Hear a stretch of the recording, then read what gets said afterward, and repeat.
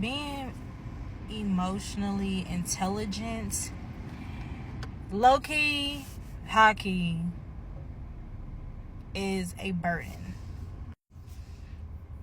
So what do I mean by that, right? It's like, it's bittersweet. It's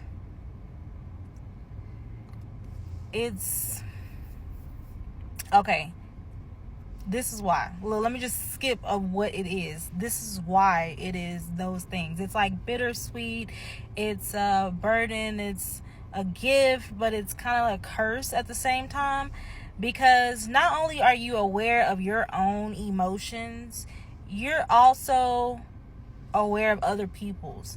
And it kind of ties into empathy, sympathy. So, and I'm not saying that you being emotionally intelligent means you know everything about all the time, blah, blah, blah, blah. No. What I'm saying is, like, because even like emotionally intelligent people, we still miss things sometimes, but at least like when it's revealed to you, you're like, okay, gotta go, whatever, right? So I'm not saying that you know everything, but whatever. So you're also aware of other people's emotions as well, not just your own. And when you're aware of other people's emotions, so it runs deep, right? So when you're aware, you calculate, you look back, and you understand why someone is the way they are. So at this particular time, boom, you don't fuck with somebody. The reason that you don't fuck with them, and you know why you don't fuck with them, is because they're immature, or they're low vibrational, or whatever. They might even talk about you, and they talk about you, and they don't think that but you do, type. That fake energy, that super, super fake energy, right? And then you see them as a spirit, because high vibrational people, or not even high vibrational people, I was listening to someone yesterday, and they had brought up the fact that when you're a divine being, right, a lot of us aren't even like human. Like, we're not from this dimension, we're not from this planet type thing, is what I mean. And so, like, we have a hard time understanding human behavior. So when you become more and more aware and more emotionally intelligent, then you like calculate, you look back, you try to figure out why someone is the way they are. Because you take the time to do it on yourself. And it's almost like psychology. So understanding the human mind. So you see these people, you're like, okay, this person isn't an evil person. This person is a misunderstood person. This person has trauma as well.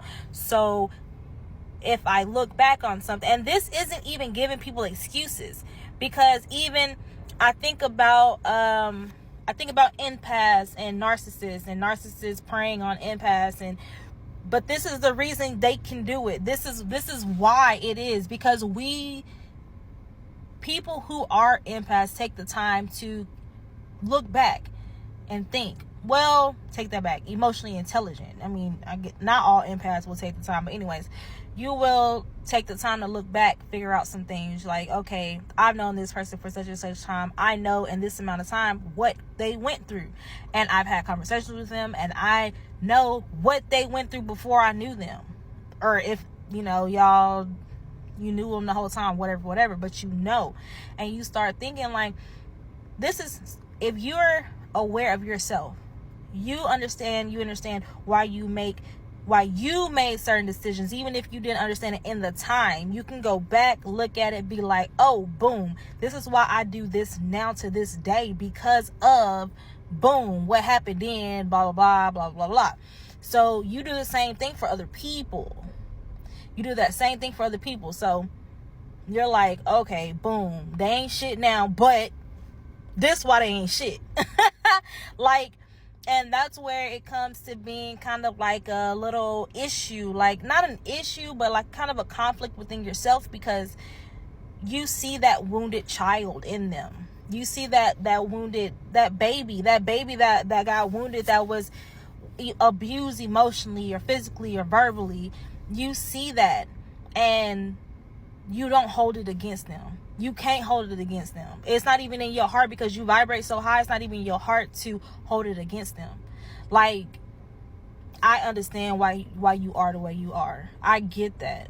And I love you through that, regardless, even if I can't really fuck with you, like talking about. You know what I'm saying? So basically, I guess I'm saying, don't hold it against yourself when you feel that peace. When you feel that something towards someone that you know did you dirty, and even they don't know that you know that they did you dirty. That, like, they sit around in a circle and talk shit about you type shit. Like, they fake, they two-faced, and then they ask you questions and be in your face type thing. Don't hold it against yourself, because it's a burden that you must carry. That's a burden that you must carry on your own. And no, there's not a way to put it down. At least not that I've been enlightened about thus far. If I get enlightened about it later, I will come back and let y'all know. Or if you know, put it in the comments or whatever. But that's a burden that you have to carry. But it's okay. Basically, all I'm saying is, it's okay. It is okay to see people for who they really are, not who they pretend to be. Not that mask they put on, not that cover up. You see behind that. You see the wounded person. So, yeah, you may have to move strategically, and you can still have those emotions. Those emotions are okay. But don't hold it against yourself. That's all.